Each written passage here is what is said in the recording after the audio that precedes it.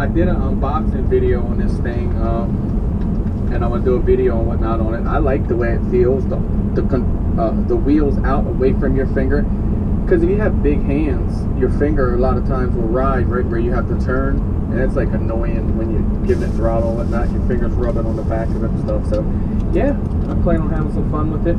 People were bitching about it, which is always that buggy I bought. They were complaining about, but they expect a lot out of a little, I think, and that's why they get in trouble that way. I'm like, I don't expect a whole lot out of it when I get it, and I you know, get into it, and I'm like, oh, look at it, and that's, I don't know, I just learned to be that way anymore, because if you expect a lot out of it, and if you get it, and you're like let down if it's not that. Well, I can get started right now. I don't know how many states I'd make it across before the law got me down.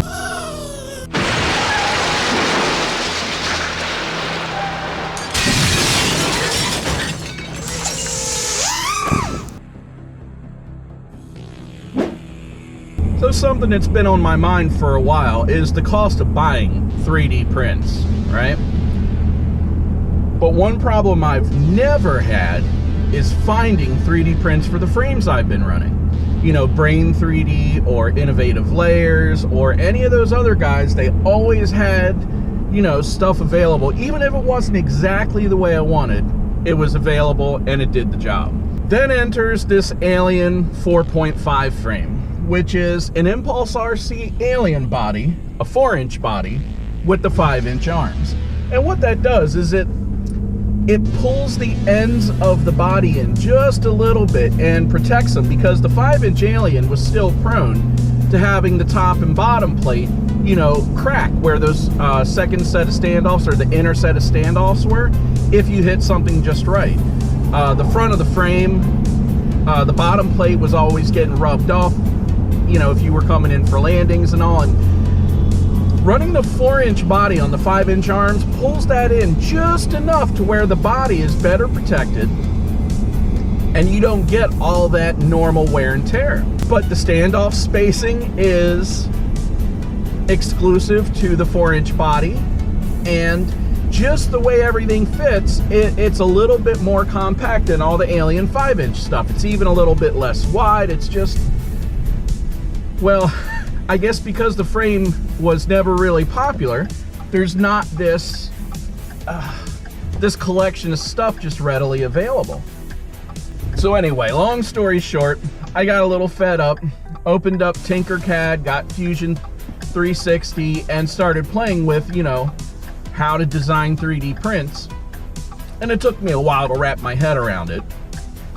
But, well, I say a while, it took me a handful of hours, you know, probably 2 or 3 good 8-hour days. But once I figured out the additive nature of, you know, 3D design and how to keep it simple, I got rid of Fusion 360, figured out that Tinkercad would do everything I wanted to do, and set to getting my calipers out and designing some accessories for the Alien 4-inch body. The one hang up with that is that I can't test the fitment of anything I design because I don't have a 3D printer. So I asked Joe Ford to, you know, to print out these prints for me, and it's taken a couple iterations. I tried to really double check my work and make sure that everything was going to be on point, and so far it seems pretty good. Now, I designed a Hero 8 accessory for the Alien 4-inch body, you know, a mount. And the first iteration was The second iteration was very much on point, but it had some design flaws that didn't contribute to an efficient print. Other than that, there was nothing really wrong with it. So I made a few more adjustments. He said he'd print one out for me, and I just need to get out of the house on top of it all.